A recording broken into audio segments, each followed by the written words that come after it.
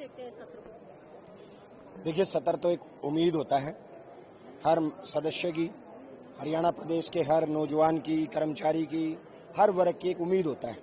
और उम्मीद है कि जहां मैं भी इस महान सदन में एक ही उम्मीद करके आता हूं और कि भाई जो मुद्दे यहाँ माननीय सदस्यों ने उठाए, किसी भी विधायकगण ने उठाए, उनके ऊपर चर्चा जो हुई है उसका समाधान निकलेगा, 100% रिजल्ट आएगा और रिजल्ट के बाद जो समस्याएं लोगों की, उन समस्याओं से मुक्ति मिलेगी। लेकिन जिस तरीके से विपक्ष चाहता था कि भाई लॉ एंड ऑर्डर के ऊपर चर्चा हो, लॉ एंड ऑर्डर के ऊपर चर्चा से सरकार भागी। दूसरा, मैं आपको बड़ा उदाहरण बता देता हूं, ये मुख्यमंत्री जी से हरियाणा प्रदेश की और हम लोग चाहते थे कि मुख्यमंत्री जी ये बताएं कि आज जो क्राइम है उसको कंट्रोल कैसे करेंगे।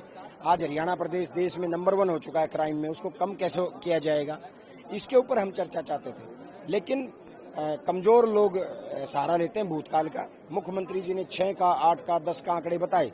मैं आपको बताता हूं 2025 के 7 महीने में 550 से ज्यादा हत्याएं होगी, 800 से ज्यादा रेप के केस दर्ज हुए हैं, हर रोज 50 से ज्यादा अपहरण हरियाणा प्रदेश में हो रहे हैं।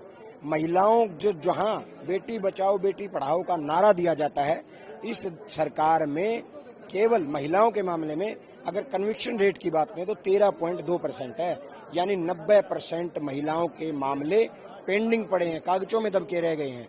हैरानी बताऊंगा आपको, बच्चों का अपहरण के मामले में जो आंकड़े हैं 41% केवल बरामदगी बच्चों की हुई है, यानी 59% बच्चे भगवान भरोसे हैं। उनके साथ क्या हुआ, मानव तस्करी हुई या मार दिए गए, वो केवल भगवान के भरोसे हैं। तो इतनी बुरी तरीके से कानून व्यवस्था ठप हो चुकी है, जहां अपराधी बराबर में अपना पैरेलल कानून चला रहे हैं। अपराधी सरेआम बोल रहे हैं कि अगर सरकार अपराधियों को नहीं मार सकती तो हम मारेंगे। आज होड़ लगी हुई है गैंग्स में कि भाई कैसे किसी का क्राइम करके गैंग्स होड़ लगी है कि भाई ये हमने किया, ये हमने किया है। जबकि कानून व्यवस्था ऐसी होनी चाहिए, पहले अगर क्राइम पहले भी थे लेकिन क्राइम के बाद अपराधी छिप जाते थे। आज हालात ये हैं कि क्राइम करने के बाद अपराधी सामने आके ये कहता है ये मैंने किया है। बट ये भी बात कहा जा रहा है कि आप लोगों ने डिस्कशन शुरू की और जब सुनने की बारी आती है तो विपक्ष वॉकआउट कर जाता है। विपक्ष और हरियाणा की जनता ड्रामेबाजी नहीं सुनने आई थी। हम मुख्यमंत्री जी से हमारी एक ही मांग थी कि जो क्राइम, जो हरियाणा अपराधियों के लिए सबसे सुरक्षित जगह बन चुका है, आप हरियाणा से क्राइम कैसे कम करोगे? आप हरियाणा की बहन बेटियों को सुरक्षित कैसे रखोगे? जो हरियाणा में हत्याएं हो रहे हैं, बलात्कार हो रहे हैं, अपहरण हो रहे हैं, जो गुंडागर्दी हो रही है, उसको कम कैसे करोगे? उन पे बोलने के बजाय मुख्यमंत्री जी आंकड़े उठा रहे हैं 2005 के, 2006 के, 2008 के। अरे अपराध हर सरकार में होते हैं, आज जितने अपराध कभी नहीं थे।